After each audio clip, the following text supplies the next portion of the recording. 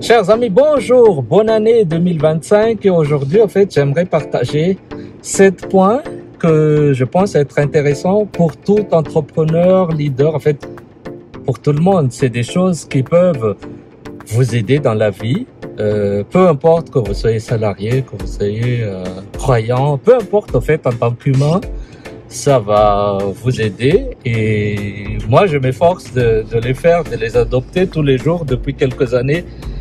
C'est pas simple, j'avoue, mais c'est possible. Donc, voici les 7 comportements. Premier comportement, en fait, il ne faut pas se plaindre.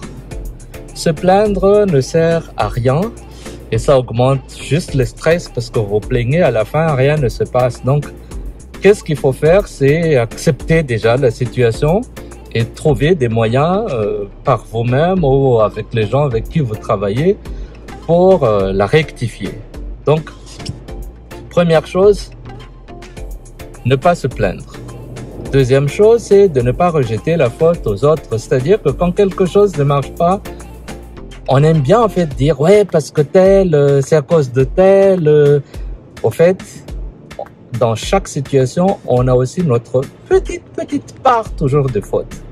Et c'est pas la peine de chercher les fautes chez les autres parce que ça fait ringard en fait. Et les gens en fait à qui vous parlez de ça, ils savent aussi que quand ils sont plus là, vous allez parler d'eux ou d'elles de cette manière. C'est pour ça que il faut éviter de faire ça parce que ça va jouer sur votre personnalité, comment les gens, la perception des autres en fait par rapport à vous.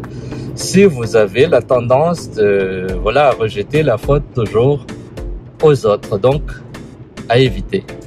Troisième conseil, c'est de rester calme pendant les conversations. Il y a beaucoup de gens, en fait, qui, pendant les conversations, aiment bien... Ils écoutent même pas. La personne avec qui ils parlent, ou un des participants à l'échange, n'arrive même pas à finir sa phrase. Ah, on a envie de parler.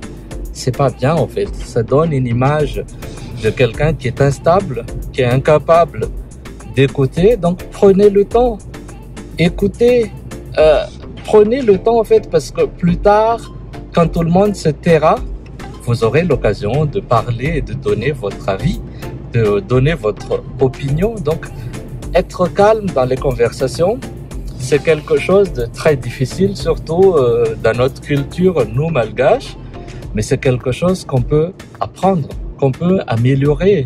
Donc voilà. Et quatrième, qui est un peu la suite de ça, c'est d'avoir une écoute. Pourquoi? Parce que nous, au fait, parfois, on n'écoute pas. On fait pas attention aux détails. Dès qu'on a une idée globale sur ce qui est dit, on continue, on pense qu'on a compris la chose.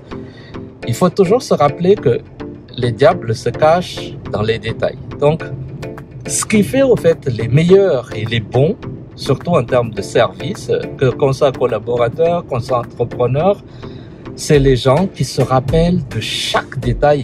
Chaque détail, si c'est dit, parce que c'est important. Sinon, la personne en face n'aurait pas parlé de ces détails.